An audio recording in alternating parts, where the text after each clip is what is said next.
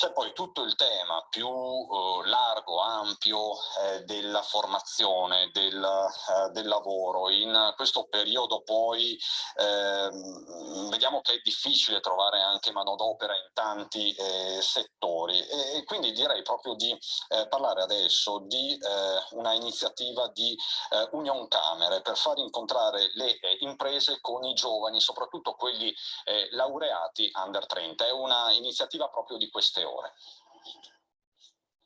Cercano lavoratori ma non li trovano, ma tanti sono i lavoratori in cerca di un'occupazione. Un paradosso quello che sta vivendo attualmente il mercato del lavoro, evidenziato dal bollettino di Union Camere Venete. A maggio del 2022 mancano all'appello oltre il 40% dei profili ricercati rispetto ad un fabbisogno di 40.730 lavoratori da assumere nelle imprese della regione.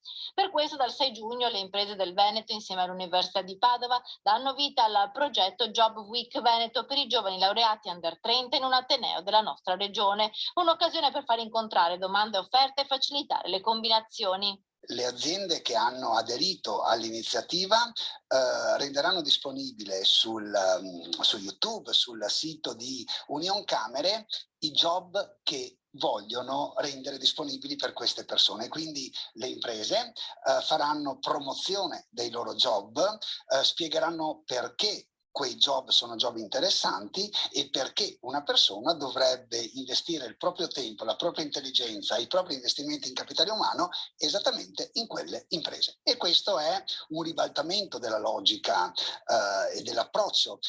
Non più le persone, o non solo le persone che cercano un'azienda, ma le aziende che vanno alla ricerca di giovani lavoratori e giovani lavoratrici. I giovani devono imparare le tecniche per affrontare i colloqui, ma anche il mondo del lavoro deve imparare ad essere più appetibile. In questo periodo, secondo Confapi Padova, gli stipendi sono tra i più bassi d'Europa nel nostro paese. Se Francia e Germania li alzano, la retribuzione globale annua in Italia invece è tornata ai livelli del 2015. Gli imprenditori di Confapi si dicono disponibili ad aumentare i salari, ma prima chiedono al governo di tagliare il costo del lavoro. Secondo il professor Gubitta, però il cuneo fiscale non è l'unica causa.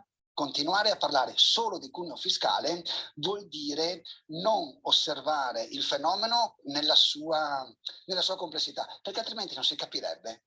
Perché un o una giovane under 30, skillata, che ha fatto investimenti in capitale umano importanti, se ne va, non dico all'estero, ma se ne va sotto il Po o al di là del Garda a lavorare.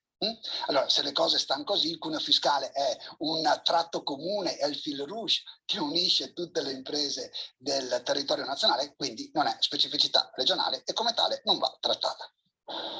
E il professor Gubitta va giù molto duro su questo, diciamo così, problema che sta emergendo in tutta la sua complessità ed è anche una tematica paradossale da un certo punto di vista.